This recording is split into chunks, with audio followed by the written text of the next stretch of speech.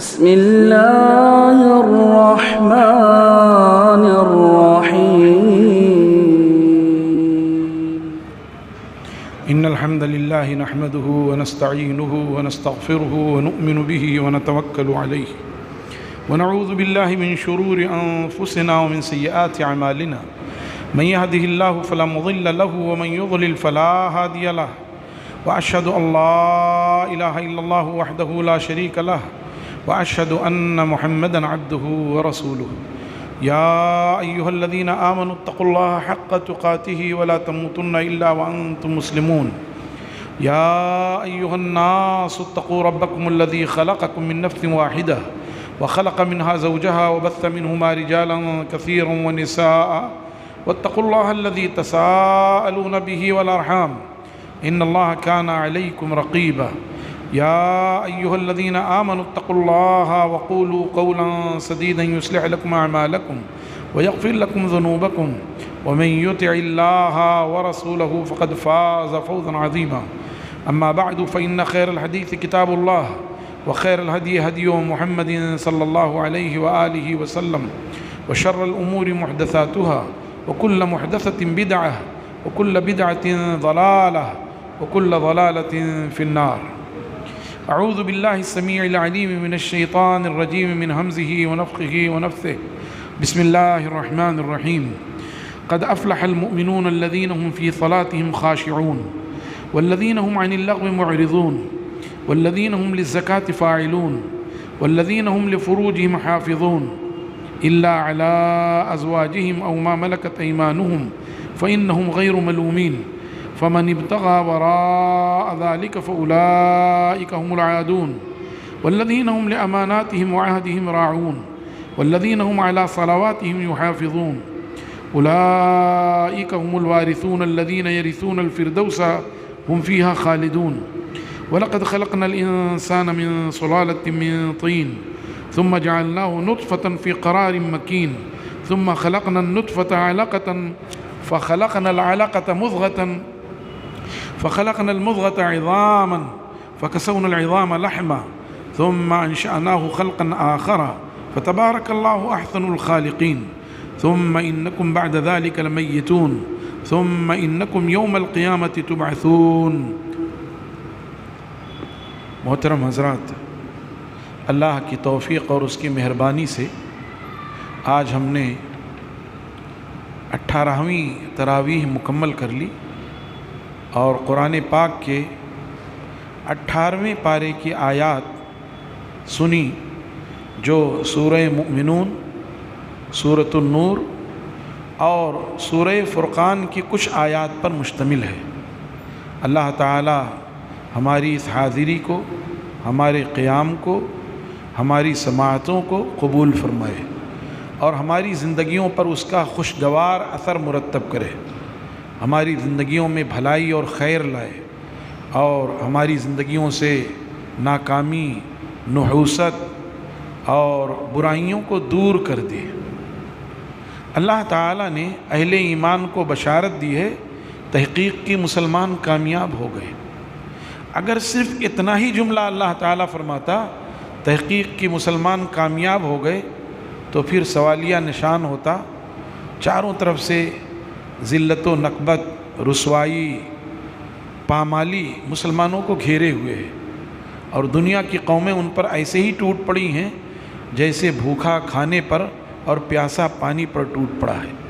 اور اس تناظر میں اللہ تعالیٰ فرما رہا ہے قد افلح المؤمنون، تحقیق کی مسلمان کامیاب ہو گئے. قد افلح یعنی ناکامی کی کہیں کوئی گنجائش ہی نہیں ہے. عربی میں جو لفظ قد ہے وہ تحقیق کے لیے ہے، یعنی مکمل طور پہ مومنین کامیاب ہیں. لیکن پھر اس کے ساتھ اللہ تبارک و تعالی نے کچھ ہدایات دی ہیں، کچھ بیان کیا ہے کہ کون کون مومنین کامیاب ہیں، ان کے شروط، ان کے حالات، ان کی صفات بیان کی ہیں. اور اگر واقعتاً مومن ان صفات سے متصف ہو تو وہ ناکام ہو ہی نہیں سکتا ہے. اس سے بھی زیادہ اقلیت میں ہو، اس سے زیادہ گئے گزرے دور میں ہو، اگر وہ ان صفات سے متصف ہے جو آگے بیان کی جا رہی ہیں تو وہ مومن کبھی ناکام ہے ہی نہیں. چنانچہ اللہ نے اس کی تفصیل دی کہ کون سے مومنین کامیاب، الذین هم فی صلاتہم خاشعون، وہ مومنین کامیاب ہیں جو اپنی نمازوں میں خضوع اختیار کرتے ہیں۔ اور اگر نماز ہی غائب ہو تو خضوع کا کیا سوال اٹھتا ہے؟ آج اپنے ہاں المیہ یہی ہے کہ اللہ کے فضل و کرم سے ہم نے رمضان میں کچھ اہتمام کیا ہے، اللہ ہمارا یہ اہتمام باقی رکھے۔ ہمارے بہت سارے ساتھی رمضان مبارک میں مسجد سے جڑ گئے ہیں، اللہ تعالیٰ ان کے اس جڑنے کو قبول کرے اور ان کے دلوں کو اس مسجد سے جوڑ دے۔ رجل قلبہ معلق بالمساجد، وہ شخص بھی عرش کے سائے میں ہوگا جس کا دل مسجدوں سے لٹکا ہوا ہو، جڑا ہوا ہو۔ تو یہ خوشائند بات ہے، ورنہ عام طور پر غیر رمضان میں اگر آپ جائزہ لیجئے، آپ اندازہ کریں کہ ہمارے ہاں کتنے مصلی ہیں، تو آپ جمعہ کی حاضری کو لے لیجئے اور 5 وقتہ نمازوں کی حاضری کو لے لیجئے، جبکہ بہت سے ایسے بھی ہیں، ان کو کیا کہا جائے، کس لفظ سے تعبیر کیا جائے، جو جمعہ میں بھی حاضر نہیں ہوتے ہیں۔ کچھ ہیں جو ان کو یہ ڈر ہے کہ اگر 3 جمعہ مسلسل نہیں گئے تو کافر ہو جائیں گے، یہ بات عوام میں مشہور ہے، اس ڈر سے وہ چلے آتے ہیں کہ کافر نہ ہو جائیں۔ ورنہ ایسے بھی کئی ہیں جو سال میں اگر 52 جمعہ ہوتا ہے تو 1 جمعہ بھی حاضر نہیں ہوتے۔ ہاں، عید کے دن اگلی صف میں بیٹھنے کی کوشش کرتے ہیں۔ اگر میرا بس چلے نا تو ایسے لوگوں کو بھگا دیں، اور الحمدللہ میں نے بھگایا ہے ایسے لوگوں کو، کہ ان کو ہم رمضان میں بار بار سمجھاتے تھے روزہ رکھو، تو قوم کے دبنگ ٹائپ کے لوگ تھے ہمارے یہاں کے، وہ سمجھتے تھے کون ہم کو دبا سکتا ہے، دبنگ تھے، ان کو سمجھاتا تھا میں شروع رمضان سے، اس وقت میں پڑھتا تھا، طالب علمی کا زمانہ تھا، سمجھاتا تھا کہ بھائی روزہ رکھیے، اللہ تعالیٰ نے آپ کو صحت دی ہے، طاقت دی ہے، لمبے تڑنگے ہیں، تمام صلاحیت ملی ہوئی ہے، ہاں مولانا دیکھیں گے۔ اس شخص نے مجھ سے آخر میں غالباً 25-26 رمضان کو کہا کہ آپ لوگ جو ہے دن میں روزہ رکھتے ہیں، ہم رات میں روزہ رکھتے ہیں۔ میں نے اس کے بعد اس کو کچھ نہیں کہا، خاموش چلا آیا۔ عید کے دن سب سے پہلے آ کے اگلی صف میں بیٹھا تھا، وہ مجھ کو ہی عید کی نماز پڑھانی تھی، تو میں نے نماز سے پہلے اعلان کیا کہ بھائی دیکھیے یہ جو ہے عید الفطر اللہ تعالیٰ نے بطور انعام دیا ہے ان لوگوں کو جو اس کے حکم پر عمل کرتے رہے ہیں، جو روزہ رکھتے رہے ہیں، اللہ تعالیٰ نے ان کو بطور انعام دیا ہے کہ وہ خوشی منائیں۔ تو جو لوگ دن میں روزہ رکھتے تھے ان کی عید دن میں ہوتی ہے، اور جو لوگ رات میں روزہ رکھتے تھے ان کی عید رات میں ہوتی ہے۔ کھڑا ہو گیا، کہا میں جا رہا ہوں۔ میں نے کہا بالکل چلے جاؤ، بالکل چلے جاؤ، قطعاً کوئی ضرورت نہیں، چلے جاؤ۔ چلا گیا اور جا کر کے کسی بریلوی گاؤں میں، خود بریلوی تھا، بریلوی گاؤں میں اس نے جمعہ کی عید کی نماز پڑھی۔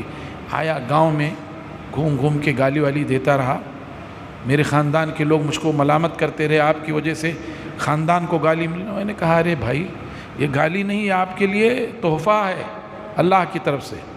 میں پھر پڑھنے چلا آیا لکھنؤ ندوہ میں، اور اللہ کی مشیت دیکھیے کہ اس کو 1 مہینے کے بعد پولیس اٹھا لے گئی اور جم کی پٹائی کیا، اس کی خوب مارا اس کو، اور اس کے بعد وہیں سے اس نے میرے پاس پیغام بھیجا کہ مولانا سے کہیے مجھ کو معاف کر دیں اور مجھ سے غلطی ہوئی ہے۔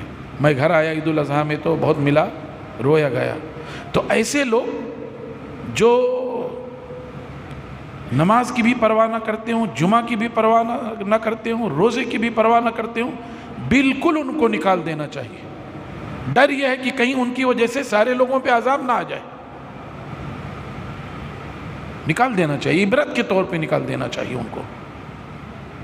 سمجھانا الگ چیز ہے، پہلے حجت پوری کیجئے۔ اللہ تعالیٰ کی حجت کیا ہے؟ کسی بستی کو جب ہلاک کرنا چاہتا ہے تو وہ وہاں رسول بھیجتا ہے، اپنی کتاب اتارتا ہے۔ وہ بستی جب کوئی معجزہ مانگتی ہے معجزہ دے دیتا ہے، اور معجزہ آ جانے کے بعد بھی اگر کوئی ایمان نہیں لایا تو پھر ان کو توبہ کر دیتا ہے، جاؤ۔ تو ایسے ہی سمجھانا چاہیے، حد تک سمجھانا چاہیے، لیکن جب یہ احساس ہو جائے کہ اس کے یہاں تعدی ہے، ظلم ہے، زیادتی ہے، نہ رہ جاؤ، وہی کہا جب صلاۃ ہی نہ ہو تو خشوع کا کیا معاملہ ہے بھائی؟ صلاۃ ہوگی تب خشوع ہے۔ میں نے یہ بات کہی ہے کہ اور عبادات کے سلسلے میں کفر کی بات نہیں کہی گئی ہے، لیکن صلاۃ جو چھوڑ دیتا ہے اس کے لیے کفر کی بات کہی گئی ہے۔ صوم اتنی اہم چیز ہے، اگر کوئی عقیدہ رکھتے ہوئے اور پھر صوم چھوڑ دے تو اس کے لیے کفر نہیں کہا اللہ کے رسول صلی اللہ علیہ وسلم نے۔ زکوٰۃ پر کفر کی بات نہیں آئی، حج پر کفر کی بات نہیں آئی۔ ہاں اگر زکوٰۃ کا منکر ہو جائے، حج کا منکر ہو جائے، صوم کا منکر ہو جائے تو وہ کفر میں چلا جائے گا، لیکن عقیدہ رکھتے ہوئے، سستی اور کاہلی کرتے ہوئے، اقرار ہے اس کا ان عبادات پہ، روزے پر، زکوٰۃ پر، حج پر اقرار ہے، نہیں کر رہا ہے تو اس پر کفر کا فتویٰ نہیں۔ لیکن نماز کے اقرار کے باوجود اقرار کر رہا ہے اور پھر نہیں پڑھ رہا ہے تو اس پر کفر کا فتویٰ ہے۔ من ترک صلاۃ مکتوبۃ متعمدا فقد کفر۔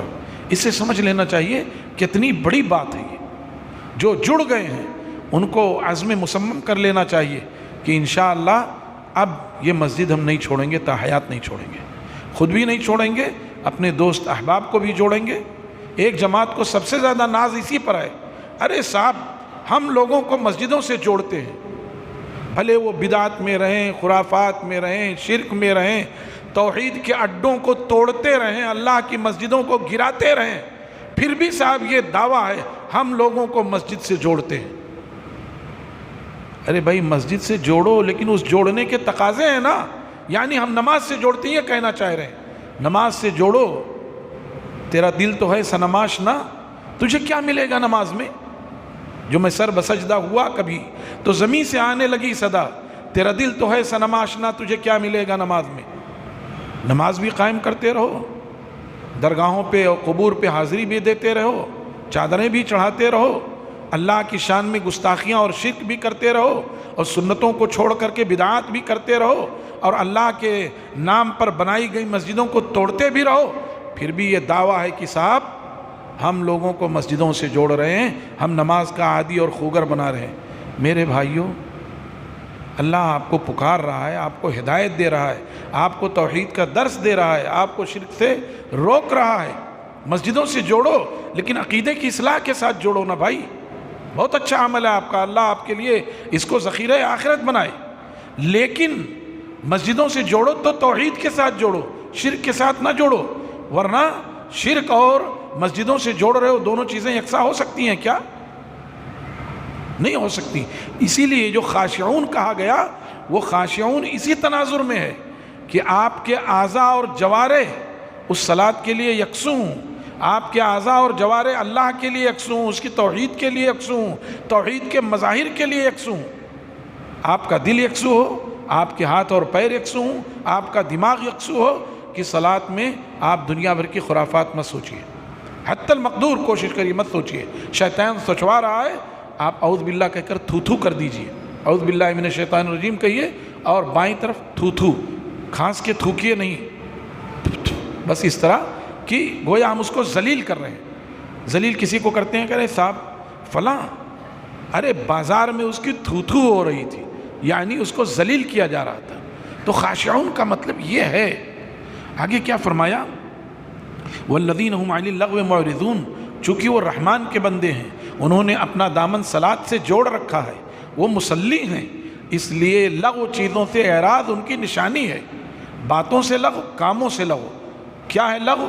جس میں نہ دینی فائدہ ہو نہ دنیاوی فائدہ ہو، الٹا نقصان ہو، الٹا نقصان ہو، تو وہ لغو چیزیں چاہے وہ زبان سے ہوں چاہے وہ عمل سے ہوں، اس سے وہ اعراض کرتے ہیں۔ والذین هم للزکاۃ فاعلون، اور جو زکوٰۃ کے فریضے کو انجام دیتے ہیں۔ فاعلون کا مطلب یہ ہے صرف خود ہی دے کر کے چھٹی نہیں لے لی، خود بھی دیتے ہیں، اپنے متعلقین کو بھی تلقین کرتے ہیں، اپنے معاشرے میں زکوٰۃ کے نظام کو رائج کرتے ہیں۔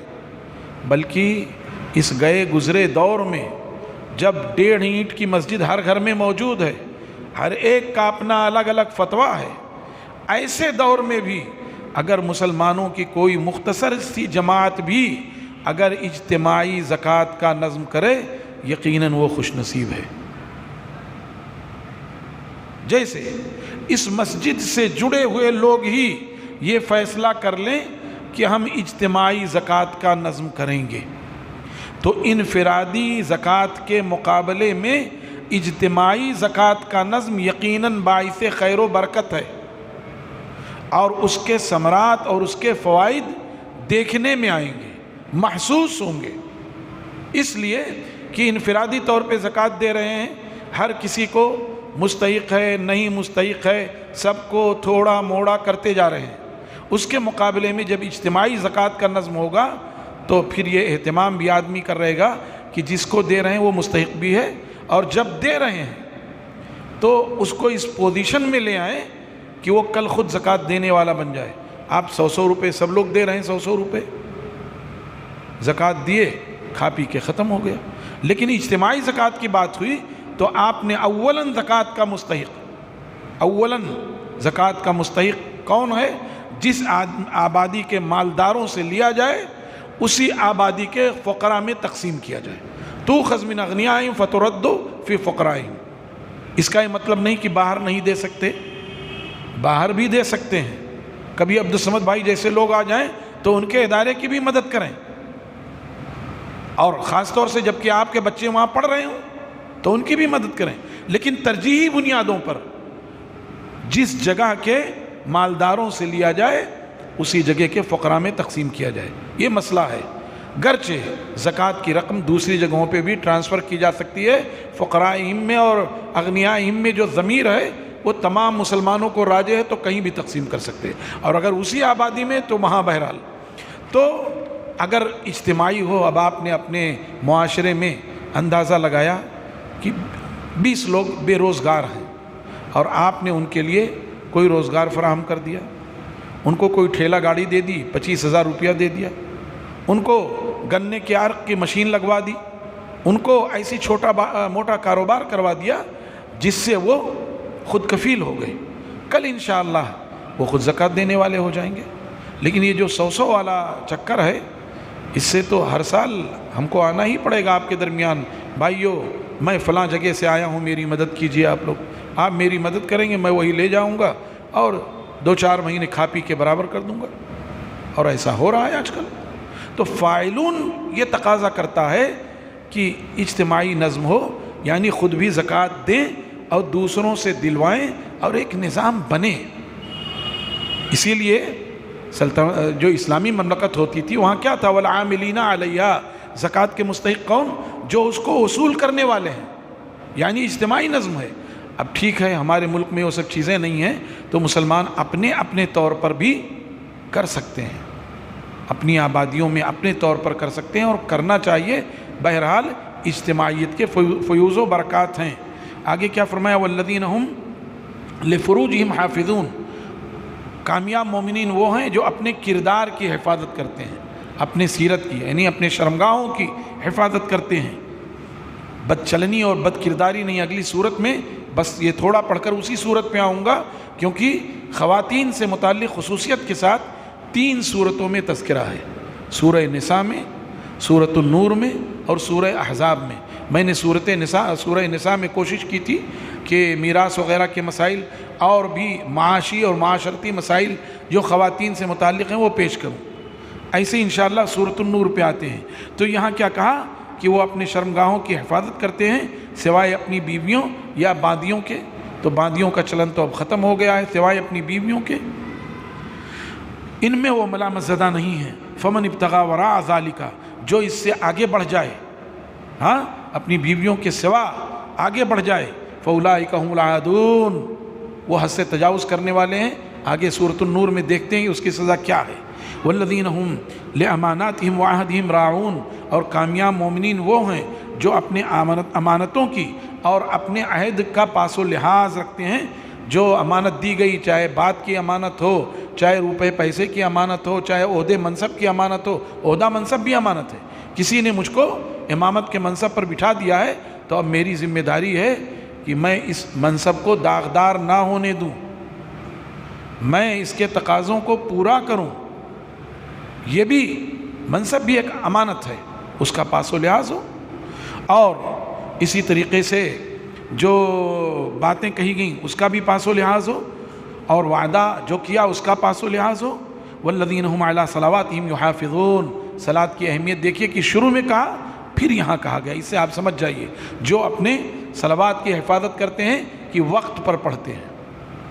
ظہر کو عصر میں نہیں، عصر کو مغرب میں نہیں، مغرب کو عشاء میں نہیں، عشاء کو فجر میں نہیں، فجر کو 12 بجے دن میں نہیں. ہمارے بہت سارے دیندار لوگ، میں نے کل کہا ہے اور جب میں یہ نقل کرتا ہوں تو مجھے غصہ آتا ہے ان پر کہ بظاہر دیندار ہیں ماشاءاللہ لیکن فجر کی نماز 10 بجے پڑھتے ہیں. ایسے لوگوں پہ بہت غصہ آتا ہے. یہ بدنامی کا سبب ہے اسلام کے لیے. اور میں نے یہ کہا کہ ڈر یہ ہے کہیں اللہ تعالیٰ ان کی وہ نماز ان کے منہ پہ مار نہ دے. اس لیے کہ عشاء کے بعد سونا تھا، چلیے ٹھیک ہے، ظروف حالات جیسے بھی ہیں، لیکن آپ فجر پڑھ کر کے سو جائیے. میں ایسے لوگوں کو بھی جانتا ہوں جو اپنی کمپنیوں میں 3 بجے رات تک بیٹھے رہتے ہیں اور فجر میں الحمدللہ اول وقت پہ ہوتے ہیں. فجر کے بعد گئے دیر تک ذکر و اذکار کر کے اور سوئے تو ظہر تک سوتے ہیں. ٹھیک ہے، چلیے وہ ان کا معاملہ ہے. حالانکہ اللہ نے اپنی امت کی صبحوں میں برکت کی دعا کی ہے. اللہم بارک لامتی فی بکورہا. اللہ میری امت کی صبحوں میں برکت عطا فرما. صحابہ کرام اسی لیے جو تاجر تھے وہ صبح دم اپنا مال بھیج رہے ہیں، جا رہے ہیں، گھر میں اسے تیار کر رہے ہیں، کچھ بھی کر رہے ہیں، جڑے ہوئے ہیں. تو اب وہ نظام ہے. بہرحال صلاۃ کے لیے کہا گیا. اور پھر کیا بشارت دی اللہ نے؟ اولئک هم الوارثون. یہی لوگ جو ہیں وہ وارث ہیں، دکانوں کے، کاروبار کے، سائزنگ کے، اس کے وارث ہیں جو یہ سب کرتے ہیں کیونکہ وہ کامیاب ہیں. نہیں بھائی، اللہ نے کیا کہا؟ ہم الوارثون. کس کے وارث؟ الذین یرثون الفردوس. جنت کے وارث ہیں. ہم فیہا خالدون. وہ اس میں ہمیشہ ہمیش رہیں گے. اور فردوس کیا؟ منہا تفجر الانہار الاربعہ. اسی فردوس سے جنت کی 4 نہریں بہ رہی ہیں. اور نہریں نیچی جگہ سے نہیں بہتی ہیں، اوپر جگہ ہوتی، تبھی تو نیچی جگہ پانی جائے گا. نیچی جگہ سے نہر نکال دو کہ اوپر پانی جائے تو یہ تو بیوقوفی والی بات ہوگی. نہروں کے لیے اونچی جگہ تلاش کی جاتی ہے، باندھ کے لیے اونچی جگہ تلاش کی جاتی ہے. باندھ اونچی جگہ بناتے ہیں، وہاں سے نہریں نکالتے ہیں تو پانی ہر جگہ. تو دودھ کی، شراب کی، شہد کی اور پانی کی نہریں اسی فردوس سے، اس کے وہ وارث ہوں گے اور اس میں ہمیشہ ہمیش رہیں گے. پھر اللہ تبارک و تعالیٰ نے انسان کو اس کی فطرت یاد دلائی تاکہ اوقات میں رہے، اللہ کی بندگی کرتا رہے، اپنے مزاج میں رہے انسان. وَلَقَدْ خَلَقْنَا الْإِنسَانَ مِنْ صُلَالَةٍ مِّن طِينٍ. ہم نے انسان کو مٹی سے پیدا کیا. ثُمَّ جَعَلْنَاهُ نُطْفَةً. پھر ہم نے اس کو نطفہ بنا دیا. میں نے اس کی تشریح میں یہ بتایا تھا کہ ایک تو آدم علیہ الصلوۃ والتسلیم کا ڈھانچہ بنایا گیا تھا مٹی سے، ایک وہ مراد. دوسرے مراد یہ کہ یہ جو غلہ اناج ہم کھاتے ہیں، یہ جو پھل پھول ہم کھاتے ہیں، یہ کہاں سے ہے؟ اسی زمین سے، مٹی سے ہے. تو اس مٹی سے ہے، اس اناج کو، اس پھل کو کھاتے ہیں، ہمارے بدن میں نطفہ یعنی منی پیدا ہوتی ہے اور یہی منی رحم مادر میں قرار پاتی ہے اور پھر اس سے انسان پیدا ہوتے ہیں. تو وہ مراد ہے جی کہ جو ہے پھر ہم نے اس کو نطفہ بنا دیا فی قرار مکین، ایک محفوظ جگہ میں. یہ نطفہ جب رحم مادر میں جاتا ہے تو ایسی لڑھکتا نہیں رہتا ادھر ادھر، کیونکہ وہ نطفہ ہے اور وہ جگہ بڑی ہے، جو رحم ہے، بچہ دانی ہے، وہ بڑی ہے، تو وہ نطفہ ایسے لڑھکتا نہیں ہے. اندر جانے کے بعد اس رحم کے دیوار سے چپک جاتا ہے. مکین کہتے ہیں مضبوطی سے پکڑ لے. جیسے آپ اپنے گھر کے مکین ہیں، آپ کو کوئی نکالنا چاہے نکال پائے گا؟ آپ جنگ کریں گے اس سے، کورٹ کیس کریں گے، نکلیں گے نہیں، کیونکہ آپ مکین ہیں اپنے گھر کے، مضبوطی سے. تو وہ نطفہ جو ہے وہاں قرار پا جاتا ہے. پھر وہ نطفہ جو ہے 40 دن تک رہنے کے بعد علقہ بن جاتا ہے، جمع ہوا خون بن جاتا ہے. پھر 40 دن کے بعد وہ جمع ہوا خون گوشت کا لوتھڑا بن جاتا ہے، مضغہ بن جاتا ہے. اب پھر کیا ہوتا ہے؟ اگر وہ گوشت کا لوتھڑا ہی ویسے رہے اور اسی سے انسان بنا دیں، روح پھونک دیں، تو اس میں سختی آئے گی کیا؟ بعض یعنی کہہ لیجئے کہ خرق عادت، بعض ایسے بچے پیدا ہو جاتے ہیں کہ ان میں ہڈی ہی نہیں ہوتی ہے. تو اب ظاہر ہے پڑے ہوئے ہیں تو پڑے ہوئے ہیں، جب تک زندگی لکھی ہے جی رہے ہیں، پھر چلے جاتے ہیں. تو پھر اس گوشت کے لوتھڑے میں اللہ تعالیٰ فَكَسَوْنَا الْعِظَامَ لَحْمًا فَخَلَقْنَا الْمُضْغَةَ عِظَامًا. پھر ہم نے جو ہے اس گوشت کے لوتھڑے میں ہڈیاں بنا دیں، فَكَسَوْنَ الْعِظَامَ لَحْمًا، اور ان ہڈیوں میں پھر گوشت چڑھا دیا۔ اگر کسی کے ہاں صرف ہڈیاں ہوں تو کیسا بدصورت لگے گا آدمی۔ وہ جو ڈاکٹر حضرات اپنے کلینک میں آدمی کی باڈی صرف ہڈیاں ہوتی ہیں رکھتے ہیں، اگر چھوٹا بچہ اچانک دیکھ لے ڈر جائے گا، تو رونق اور تازگی اور خوبصورتی نہیں رہ جائے گی۔ اسی لیے اللہ تبارک و تعالیٰ نے کیا ثم انشأناه خلقا آخر، پھر اسے ایک اور مخلوق دے دیتے ہیں، یعنی وہ بچے کی شکل میں آ جاتا ہے اور رحم مادر سے باہر آتا ہے۔ فتبارک اللہ احسن الخالقین، تو اللہ تبارک و تعالیٰ انتہائی بابرکت اور بہترین پیدا کرنے والا ہے، ایجاد کرنے والا ہے وہ۔ ثم انکم بعد ذلک لمیتون، انسانوں پھر اپنی زندگی دنیا میں گزارنے کے بعد، جس کے لیے جو عمر لکھی گئی ہے وہ گزارنے کے بعد پھر وہ مر جاتا ہے۔ ثم انکم یوم القیامت تبعثون، پھر قیامت کے دن تم دوبارہ اٹھا کھڑے کیے جاؤ گے اور تمہارے اعمال کا حساب و کتاب ہوگا۔ تو اللہ تبارک و تعالیٰ نے یہ خلقت کے مراحل دیکھیے، قرآن پاک نے بتایا بائیولوجی اس سے آگے ایک قدم آگے نہیں بڑھ سکی، سائنسدانوں نے بہت آگے سب کچھ کیا نا، لیکن یہ جو ترتیب بتایا انا خلقنا الانسان من نطفۃ، جو اللہ نے فرمایا وَلَقَدْ کیا ہے ثم جعلناه نطفة في قرار مكين ثم خلقنا النطفة علقة فخلقنا العلقة مضغة فخلقنا المضغة عظاما فكسونا العظام لحما۔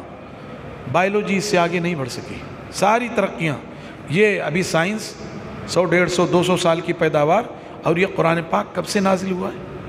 تو یہ کتاب سارے علوم و معارف اس میں بھر دیے گئے ہیں۔ مسلمان سیکھے تو افسوس یہ ہے کہ ہم مسلمانوں کے بچوں کا ڈراپ آؤٹ اتنا سنگین ہے کہ 10ویں تک پہنچتے پہنچتے ہمارے پاس صرف 12 سے 15% بچے رہ جاتے ہیں۔ 100% مسلمانوں میں 10ویں تک پہنچتے پہنچتے 12 سے 15% رہ جاتے ہیں، اور 12ویں تک 7 سے 8، اور گریجویشن میں کہتے ہیں کہ 2 سے 2.5% بچے رہ جاتے ہیں۔ جس قوم میں تعلیم کی جوت جگائی گئی اور کہا گیا اقرا بسم ربک الذی خلق، اس قوم کے تعلیم کا عالم یہ ہے کہ گریجویشن تک ہمارے پاس صرف 2% بچے ہیں۔ وہ قوم کیسے ترقی کرے گی؟ جبکہ قرآن پاک نے تعلیم کے لیے جو سرپرستی کی ہے دنیا کی کوئی کتاب نہیں کر سکی۔ کیا نہیں ہے اس میں؟ فزکس اس میں ہے، کیمسٹری اس میں ہے، بائیولوجی اس میں ہے، علم الحساب اس میں ہے، علم الہندسہ اس میں ہے، علم فلکیات اس میں ہے، یہ عمران یعنی آبادیاں جو ہیں، آبادیاں کیسے بسائی جائیں، ہاں انجینئرنگ، پوری کی پوری انجینئرنگ اس میں بھری پڑی ہے۔ آدمی اس انداز میں پڑھے تو، اور یہ اس لیے ہے کہ یہ انسان کی بنیادی ضروریات ہیں۔ جب بنیادی ضروریات ہیں تو اللہ تعالیٰ نے قرآن پاک میں وہ سب چیزیں رکھ دی ہیں، لیکن کوئی پڑھے تو وَلَقَدْ يَسَّرْنَا الْقُرْآنَ لِلذِّكْرِ فَهَلْ مِن مُدَّكِرٍ، ہم نے قرآن پاک کو نصیحت کے لیے آسان کر دیا ہے کوئی جو اس سے نصیحت حاصل کرے؟ یار لوگ پورے عوام میں یہ بیٹھا رہے صاحب قرآن کو سمجھ نہیں سکتے، اگر سمجھنے کی کوشش کیا تو گمراہ ہو جاؤ گے۔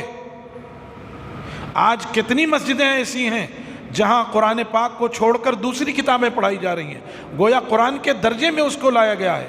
اور الحمدللہ ہم اہل حدیثوں کو دیکھ کر کے اب لوگ مجبور ہوئے ہیں کہ بعض جگہوں پہ اپنی مسجدوں میں قرآن کا درس رکھتے ہیں، نام قرآن کا درس ہے، بیان اس میں بڑوں نے فرمایا، وہ چلتا ہے۔ قرآن پاک میں کیا کیا ہیرے اور جواہرات ہیں، آدمی اس میں غوطہ خوری تو کرے، سیکھے تو کیا کچھ ہے۔ بہرحال اب ہم اس دوسری صورت پہ آ رہے ہیں جبکہ آپ کا وقت بالکل قریب آ گیا ہے۔ یقین جانیے جب اس قرآن پاک کو لے کر بولنے لگتے ہیں نا، گھڑی بار بار دیکھتے ہیں، تھوڑا دکھ ہوتا ہے کہ آپ کو ہم ستا رہے ہیں، ورنہ اگر بیٹھنے والے مل جائیں نا گھنٹوں بولتے رہیں۔ کیا مزہ ہے اس کتاب میں، کیا ہے، یقین جانیے بھوک پیاس ختم ہو جاتی ہے، بھوک پیاس ختم ہو جاتی ہے، آدمی ضروریات بھول جاتا ہے۔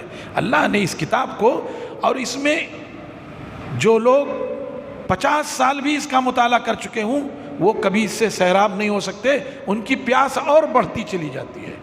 50 سال اس کا مطالعہ کر چکے ہوں، 50 مرتبہ مکمل اس کو ختم کر چکے ہوں، معنی مفہوم کے ساتھ۔ ہر مرتبہ ایک نئی چیز آتی ہے، یقین جانیے۔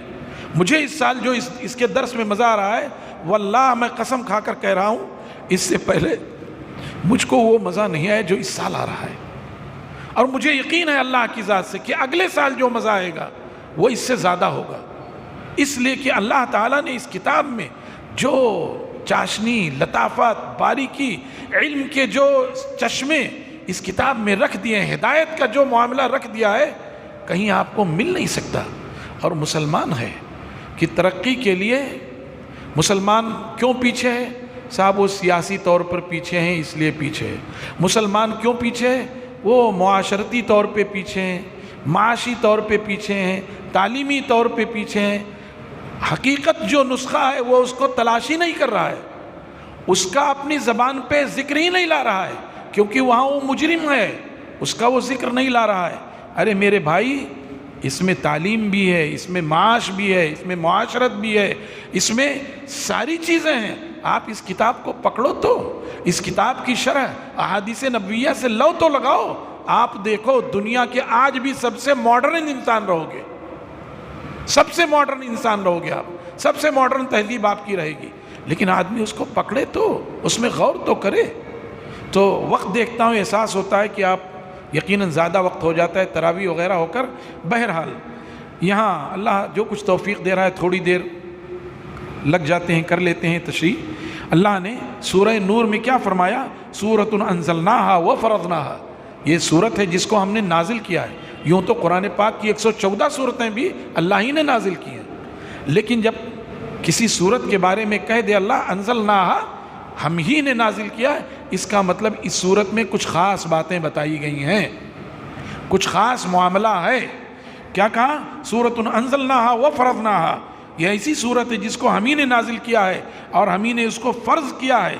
وَأَنزَلْنَا فِيهَا آیَاتٍ بَيِّنَاتٍ، اور اس میں ہم نے واضح آیات، واضح احکام نازل کیے ہیں۔ کیوں؟ لَعَلَّكُمْ تَذَكَّرُونَ، تاکہ تم اس کتاب کو ایسے بند کر کے، جزدان میں لپیٹ کر کے، خوشبو لگا کر کے طاق پہ رکھ دو، اس لیے ہم نے اس کو اتارا ہے۔ میرا خیال ہے میری مائیں اور بہنیں بھی اس کو سمجھ رہی ہوں گی۔ کہا کہ اس صورت کو ہم ہی نے اتارا ہے اور ہم ہی نے فرض کیا ہے، اور اس کے احکام بھی واضح انداز میں ہم ہی نے اتارے ہیں، تاکہ اس کو جزدان میں لپیٹ کر کے طاقوں میں رکھ دو۔ نہیں، اللہ کیا کہہ رہے ہیں؟ سنو، لعلکم تذکرون، تاکہ تم نصیحت حاصل کرو، اس سے سبق سیکھو، اپنی زندگی کے لیے راستے متعین کرو، جو جہالت ہماری زندگیوں میں ہے اس جہالت کو دور کرو۔ کیا فرمایا؟ الزانیۃ والزانی فاجلدوا کل واحد منہما 100 جلدہ، بدکار مرد اور بدکار عورت، جو غیر شادی شدہ مرد، غیر شادی شدہ عورت ہیں، اگر ان سے بدکاری سرزد ہو جائے تو ان کو 100 کوڑے مارو۔ آج یہ جو غیر مسلم گھات لگائے بیٹھے ہیں، ہماری بہن بیٹیوں کو اڑا لے جا رہے ہیں، ایسے ہی ایک دن میں نہیں ہو جا رہا ہے، اس کے تانے بانے بنے جاتے ہیں، ان کو جال میں پھنسایا جاتا ہے، اور مہینوں سالوں یہ چیز چلتی ہے، تب قوم کی رسوائی کا سامان پیدا ہوتا ہے، قوم کی ذلت کا سامان پیدا ہوتا ہے۔ ویڈیو بناتے ہیں باقاعدہ وہ، اور ہمارے بہت سارے مسلم نوجوان کیسے بے غیرت ہیں کہ اپنی معصومیت میں، ہو سکتا ہے نہ سمجھ پا رہے ہوں، اپنی معصومیت میں ان کی غرض کیا ہو کہ ہم مسلم قوم کو جگا رہے ہیں۔ جگا نہیں رہے آپ، اس سے مسلم قوم میں اور احساس کمتری پیدا ہو رہی ہے، اس سے مسلم قوم میں اور مزید محرومی پیدا ہو رہی ہے۔ کیا ہوتا ہے کہ وہ ہماری بچیوں کو بھگا کر لے جاتے ہیں، باقاعدہ ان کا انٹرویو لیتے ہیں، جس کے ساتھ بھاگ کر گئیں وہ ان کو ذلیل و رسوا کرتے ہیں، وہ ان کو دو راہے پر کھڑا کرتے ہیں، ویڈیو بناتے ہیں اور اس کو شیئر کرتے ہیں، صرف مسلمانوں کا منہ چڑھانے کے لیے۔ مسلمانوں دیکھو تمہاری اوقات کیا ہے کہ تمہاری بہن بیٹیاں بھی ہم سے محفوظ نہیں ہیں۔ اب اپنے مسلم نوجوان بھی اس ویڈیو کو شیئر کرتے ہیں، بڑی تیزی سے شیئر کرتے ہیں، اور اس کو سمجھتے ہیں کہ ہم مجددانہ کارروائی کر رہے ہیں، تجدیدی کارروائی کر رہے ہیں۔ میرے بھائیوں، اس طرح کے ویڈیو اگر کبھی ملیں تو اس کو وہیں دفن کر دینا چاہیے، آگے نہیں بڑھانا چاہیے۔ کیوں؟ اس لیے کہ اس کے کئی نقصانات۔ ایک نقصان تو یہ ہے کہ اس سے دلوں پر غیر معمولی اثر پڑتا ہے، دوسرے یہ کہ اس میں ہماری ذلت کا سامان ہے، تیسرے یہ کہ بہت سی بچیاں جو ابھی اس راستے پر ایک قدم چلی تھیں، یہ دیکھ کر کے وہ بھی دوڑنا شروع ہو جائیں گی، ان کے ہاں بھی حوصلہ پیدا ہو جائے گا۔ اور چوتھی بات یہ ہے کہ اور بڑی بات وہی ہے کہ گویا اپنی ذلت و رسوائی کا سامان ہم خود اپنے ہاتھوں سے کر رہے ہیں۔ اس لیے چاہے موب لنچنگ کے ہوں، چاہے اس طرح کے ہوں، ایسے تمام ویڈیوز جو کفار تیار کرتے ہوں مسلمانوں کو ذلیل و رسوا کرنے کے لیے، مسلمانوں کو کبھی ان ویڈیوز کو منہ نہیں لگانا چاہیے، نہ اپنے درمیان شیئر کرنا چاہیے۔ اس سے بہت سارے نقصانات ہیں مسلم قوم اور مسلم امہ کو۔ بہرحال کیا کہا گیا کہ جو اس طرح کی حرکت کریں ان کو 100 کوڑے لگائے جائیں۔ وَلَا تَأْخُذْكُمْ بِهِمَا رَأْفَةٌ فِي دِينِ اللَّهِ، اور ان حدود کو جاری کرنے کے سلسلے میں کوئی نرمی نہ کی جائے، کوئی ترس نہ کھایا جائے، حدود کو جاری کرنے میں ترس نہ کھائیں۔ ہاں اس کی پٹائی ہو رہی تو آدمی کا دل پتھر تو ہے نہیں، نرمی پیدا ہوگی، لیکن حدود جاری کرنے میں نرمی نہ ہو۔ کیوں؟ تاکہ آئندہ وہ اس طرح کی حرکت نہ کر سکیں۔ ان کنتم مومنین، ان کنتم تؤمنون باللہ والیوم الآخر، اگر تم اللہ اور یوم آخرت پر ایمان رکھتے ہو تو ان سزاؤں اور ان حدود کو جاری کرنے میں قطعاً کوئی نرمی نہ کرو، اگر تم اللہ اور یوم آخرت پر ایمان رکھتے ہو۔ اور یہ تنہائی میں بھی یہ سزا نہ دی جائے۔ وَلْيَشْهَدْ عَذَابَهُمَا طَائِفَةٌ مِّنَ الْمُؤْمِنِينَ، چاہیے کہ ان دونوں کے عذاب پر، ان دونوں کی سزا پر مسلمانوں کی ایک جماعت موجود ہو۔ کیوں موجود ہو؟ تاکہ عبرت ہو ان کو، آئندہ مسلمانوں کے معاشرے میں ایسی حرکت نہ ہونے پائے، اس لیے یہ ہونا چاہیے سختی کے ساتھ۔ الزانی لا ينکح الا زانیۃ او مشرکۃ، بدکار مرد نکاح نہیں کر سکتا ہے مگر بدکار عورت ہی سے۔ ظاہر ہے کبوتر با کبوتر، باز با باز، کبوتر کبوتر کے ساتھ رہے گا، باز باز کے ساتھ رہے گا، شریف شریف کے ساتھ رہے گا، رذیل رذیل کے ساتھ رہے گا۔ وہی کہا کہ بدکار مرد نکاح نہیں کرے گا مگر بدکار خاتون سے یا مشرکہ سے، اور بدکار عورت نکاح نہیں کر سکتی ہے مگر بدکار مرد سے یا مشرک سے۔ یہاں یہ مراد نہیں، یہ قاعدہ نہیں بتایا گیا، ان کا میلان اور رجحان بتایا گیا ہے۔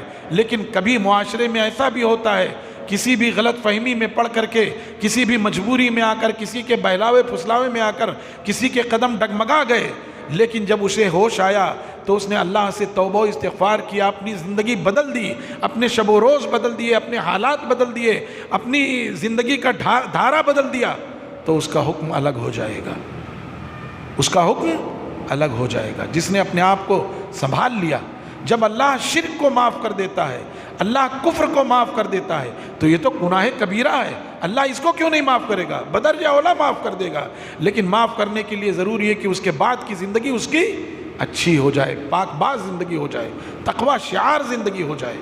اور تاریخ میں ایسی کئی خواتین، ایسی کئی عورتیں ہیں جن کے قدم ڈگمگا گئے اور وہ غلط راستے پر چل پڑیں، لیکن جب ہوش آیا تو انہوں نے اپنے آپ کو سنبھال لیا اور گوشہ عافیت لے لی، اور زہد و ورع میں اتنا آگے گئیں کہ اللہ تعالیٰ نے ان کے ذریعے بہتوں کو فائدہ پہنچایا۔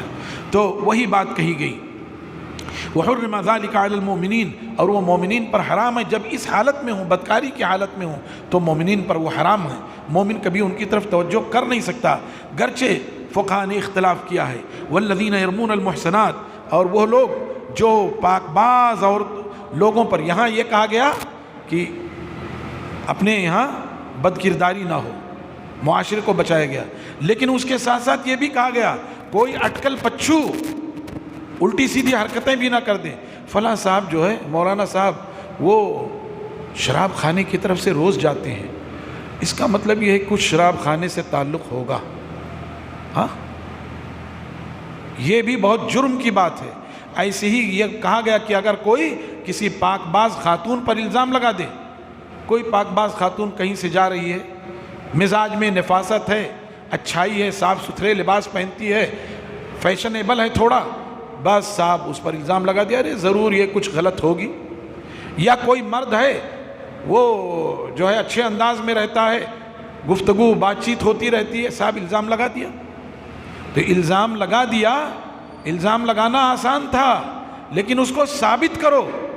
دنیا کی اور چیزوں کے لیے 2 گواہ کافی ہیں، بعض چیزوں میں ایک ہی، چاند وغیرہ میں ایک ہی، لیکن اور چیزوں کے لیے 2 گواہ، لیکن اس کے لیے کردار کتنی عظیم چیز ہے اللہ کے ہاں، عزت و آبرو کتنی عظیم چیز ہے کہ اللہ نے کہا 4 گواہ ہونے چاہیے جنہوں نے عینی طور پہ دیکھا ہو، ہاں ہم نے کھلی آنکھوں سے ان لوگوں کو غلط کاری میں ملوث ہوتے ہوئے دیکھا ہے، 4 گواہ۔ اور اگر زبان سے ایسی کہہ دیا، یہاں وہ دونوں وہاں کھڑے جو ہے چوراہے پہ بات کر رہے تھے، ضرور ان میں کچھ دال میں کالا ہے، حالانکہ اس سے بھی شریعت نے منع کیا ہے۔ کیا کہا ہے؟ اتقوا مواضعات تہم، تہمت کی جگہوں سے بچو۔ کوئی لڑکی بار بار اگر گھر کی کھڑکی پہ کھڑی ہے اور کوئی اس کے تعلق سے غلط خیال رکھتا ہے تو اس میں اس لڑکی کا بھی دوش ہے، کیوں وہاں کھڑی ہو رہی ہے؟ اتفاقیہ الگ چیز ہے، مستقل کھڑی ہو رہی ہے، کیوں کھڑی ہو رہی ہے؟ کیوں اس کے والدین، کیوں اس کی بڑی بہن، اس کی بھابیاں اس کو نہیں روکتی، کیوں نہیں منع کرتی؟ تو اگر وہ کھڑی ہو رہی تو لوگ اس کے تعلق سے غلط فہمی میں پڑ گئے۔ لیکن اس کے ساتھ کیا کہا؟ اگر کسی نے ایسے ہی کسی کو دیکھ لیا یا کسی بچی کو دیکھ لیا کہ ہاں ہے، کسی عورت کو دیکھ لیا، الزام لگا دیا کہ وہ غلط ہے، تو ایسی چھٹی نہیں مل جائے گی، آپ نے کہہ دیا غلط ہے بس چھٹی مل گئی۔ 4 گواہ لاؤ، نہیں لا سکے 4 گواہ تو پیٹھ تیار رکھو، 80 کوڑے پڑیں گے۔ پیٹھ تیار رکھو۔ مسلمانوں کے معاشرے میں ایک بڑی برائی یہ ہے، آج ہم لوگ کسی کی بھی بہن بیٹی پر، کسی بھی بھائی کے تعلق سے زبان کھول دیتے ہیں۔ اللہ کے ہاں کتنی بڑی بات ہے، 4 گواہ لاؤ، نہیں لا سکے پیٹھ تیار رکھو، 80 کوڑے مارے جائیں۔ اور صرف مار کے نہیں چھوڑ دیا جائے گا، وہ آدمی اب اسلام کی نگاہ میں بے اعتبار ہو گیا، اس کی گواہی کبھی قبول نہ کی جائے، اور ایسا بے اعتبار ہو گیا کہ وہ فاسقوں کے درجے میں چلا گیا۔ اس لیے میرے بھائیوں، جہاں ہمیں یہ تلقین کی گئی کہ اپنے سیرت و کردار کی حفاظت کریں، وہیں ہمیں یہ بھی تلقین کی گئی کہ کسی کے تعلق سے بلا سوچے سمجھے ایسے ہی بول نہ دیں۔ حتیٰ کہ شوہر کو یہ حق نہیں کہ اپنی بیوی کے تعلق سے، ہاں اس نے کھلی آنکھوں سے دیکھا ہے تب بھی وہ 4 گواہ لائے، اس سے پہلے نہیں۔ اور اگر وہ 4 گواہ نہیں لا سکا اور اس نے کھلی آنکھوں سے دیکھا ہے تو اس کو برداشت بھی نہیں کر پائے گا، تو اسلامی عدالت میں جائے اور وہاں وہ قسم کھا کر کے 4 مرتبہ قسم کھائے کہ جو ہے وہ سچا ہے، جو کچھ اس نے دیکھا ہے صحیح ہے، اور 5ویں مرتبہ وہ کہے کہ اگر یہ سچی ہے تو مجھ پر لعنت ہو۔ اب ظاہر ہے کہ اس پر سزا نافذ ہوگی، تو عورت کو سزا سے بچنے کے لیے کیا ہے، وہ بھی قسم کھائے گی کہ میرا شوہر جھوٹا ہے، 4 مرتبہ قسم کھائے، اور 5ویں مرتبہ یہ کہے کہ اگر میرا شوہر سچا ہے تو اللہ کی لعنت ہو مجھ پر، 5ویں مرتبہ۔ اس کو شریعت میں اس کے بعد وہی ہے، وقت ہو گیا اس لیے میں نے یہاں اسی کو روک دیا، اس کو لعان کہتے ہیں، اور اس کے بعد دونوں کو ہمیشہ ہمیش کے لیے جدا کر دیا جائے گا۔ تو اللہ تعالیٰ نے اسلامی معاشرے کو سیرت و کردار کے لحاظ سے دنیا کے تمام معاشروں پر سب سے افضل اور برتر رکھنا چاہا ہے۔ اسی لیے اگر اسلامی معاشرے میں بد کرداری کی کوئی صورت پائی گئی تو فوراً غیر شادی شدہ کنوارے ہیں 100 کوڑے مارے جائیں، اور لڑکے کو 1 سال کے لیے تڑی پار کر دیا جائے، لڑکی کو گھر میں رکھا جائے، اس پر نگرانی کی جائے۔ اور اگر وہ شادی شدہ ہیں تو انہوں نے ہمارے معاشرے کو آلودہ کیا ہے، دوسروں کو انہوں نے اس طرف جانے کی گویا ایک ہمت اور دعوت دی ہے، لہذا ایسے لوگوں کو جینے کا حق نہیں، ان کو پتھر سے مار مار کے سنگسار کر دیا جائے، چاہے وہ مرد ہو چاہے عورت ہو۔ اور یہ سب کچھ بند کمرے میں نہ ہو، یہ سب کھلی جگہوں پہ ہو۔ آج مغرب واویلا کرتا ہے کہ صاحب یہ کیسے ظالمانہ قانون ہے، لیکن دنیا دیکھ رہی ہے، 1 منٹ نہیں گزرتا ہے، سیکنڈوں میں ان کے ہاں عزتیں لٹتی ہیں، اور وہ تو جانور ہیں۔ میرے خیال سے ہمارے یہاں کے کتے بھی کچھ سوچتے ہوں گے کہ یہاں بھیڑ ہے، وہاں کے انسان یہ حرکتیں کرتے ہوئے شرم نہیں کرتے۔ اور آج اسی کا نتیجہ ہے کہ آج سب سے زیادہ اسلام تیزی سے اگر پھیل رہا ہے تو یورپ اور مغرب میں، اور کوئی اور نہیں، عورت سب سے زیادہ اس اسلام کو گلے لگا رہی ہے۔ وہ یہ دیکھ رہی کہ جو دین عورت کی عفت کا، عصمت کا اتنا بڑا محافظ ہے، اس کو مغرب نے، یہود اور نصارہ نے اور ہنود نے کہا ہے صاحب اسلام دہشت گردی کا مذہب ہے، اسلام نے اپنی عورتوں کو نقاب پہنا کر کے پردے میں اور قید میں ڈال دیا ہے۔ ارے ہماری عورت جتنی محفوظ ہے، دنیا والو تم اس کی قدر و قیمت کیا جانو؟ تمہاری عورتیں نکلتی ہیں تو ان کے پیٹ دکھتے ہیں، ان کی پیٹھ دکھتی ہے، نہ جانے ان کے سر دکھتے ہیں، ان کے بال دکھتے ہیں۔ اور ایک مسلمان عورت ہے تو وہ یہ جانتی ہے کہ دنیا کے سامنے یہ سب دکھانا حرام ہے۔ پردہ تو وہ عظیم شے ہے جس کا مقابلہ دنیا کی کوئی تہذیب کر ہی نہیں سکتی ہے، کسی کے ہاں نہیں ہے۔ اب اگر ہماری لڑکی ہی بے پردہ گھومنے لگے تو اس کا کیا علاج ہے؟ وہ خود ہی ٹی شرٹ اور جینز میں گھومنے لگے تو اس کا کیا علاج ہے؟ گویا اسلام نے تو اس کو خوشبوؤں میں، ریشم میں، اس کو عزت و آبرو میں رکھا تھا، لیکن اس نے اپنے لیے گوبر پسند کیا ہے، گندگی پسند کی ہے۔ تو اس کی عقل پر ماتم کے علاوہ ہم کیا کر سکتے ہیں؟ اور آج تو حالات ایسے آ گئے ہیں کہ اگر کوئی مسلم لڑکی گزر رہی ہو اور کسی پاک باز انسان نے کہا بیٹا اس طرح مت چلو، تم مسلمان ہو، تو پلٹ کر کے گئے بڈھے چل جا، تو نتیجہ یہ ہوتا ہے پھر وہ کس کھائی میں مرتی ہے اور کس گھاٹی میں سڑتی ہے اس کا کچھ پتہ نہیں چلتا۔ اخبارات بتاتے ہیں کہ ایک ہفتے سے غائب تھی، گھر والوں نے پولیس اسٹیشن میں رپورٹ لکھوایا ہوا تھا اور اس کی لاش وہاں ملی۔ کیوں؟ اس لیے کہ جب اس نے اسلام کو اپنے لیے عزت و آبرو نہیں سمجھا، اسلام کو اپنا محافظ نہیں سمجھا، اسلام کے طور طریقے پر اس نے اپنے آپ کو چلایا نہیں، تو اللہ فرماتے ہیں کہ پھر وہ کس وادی میں مری اور کہاں گئی، اللہ کو اس کی پرواہ نہیں۔ بہرحال یہ سورہ بڑی عظیم ہے، میں چاہتا تھا کہ سرسری طور پہ بیان کروں۔ دیکھیے ممکن ہوا تو کل کے درس میں بھی کچھ اسے رکھوں، صبح کے درس میں کوئی اور ہو، لیکن خواتین ہوتی ہیں اس لیے میں چاہتا ہوں کہ اس سورت کو تفصیل سے رکھوں آپ کے سامنے۔ اللہ تعالی ہمیں قرآن پاک کو سمجھنے کی، اس پر عمل کرنے کی، دوسروں تک اسے پہنچانے کی توفیق عطا فرمائے۔ وآخر دعوانا ان الحمدللہ رب العالمین، وصلی اللہ وسلم وبارک علی نبینا محمد وعلی آلہ وصحبہ اجمعین، والسلام علیکم ورحمۃ اللہ وبرکاتہ۔